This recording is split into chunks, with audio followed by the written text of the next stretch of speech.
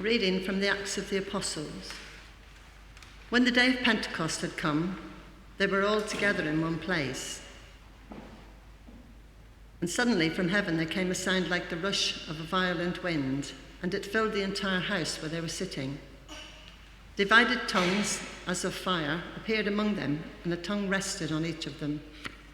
All of them were filled with the Holy Spirit and began to speak in other languages, as the Spirit gave them ability.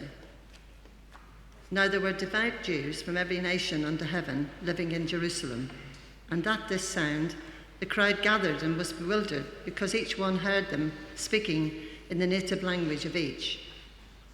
Amazed and astonished, they asked, "Are not all of these who are speaking Galileans? And how is it that we hear each of us in our own native language?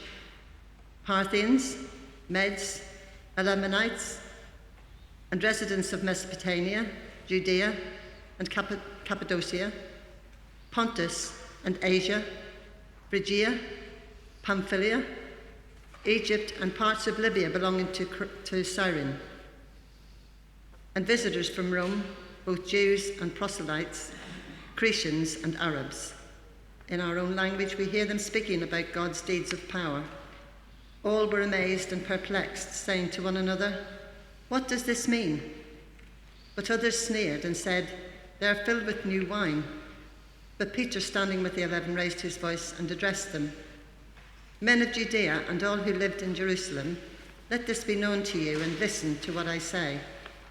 Indeed, these are not drunk, as you suppose, for it is only 9 o'clock in the morning. No, this is what was spoken through the prophet Joel.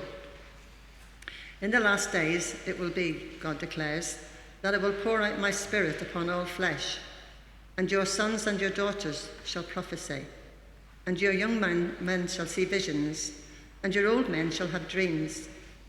Even upon my slaves, both men and women in those days, I will pour out Spirit, and they shall prophesy, and I will show portions in the heavens. Above all, and signs in the earth below, blood and fire and smoky mist. The sun shall be turned into darkness and the moon to blood before the coming of the Lord's great and glorious day. Then everyone who calls on the name of the Lord shall be saved." This is the word of the Lord.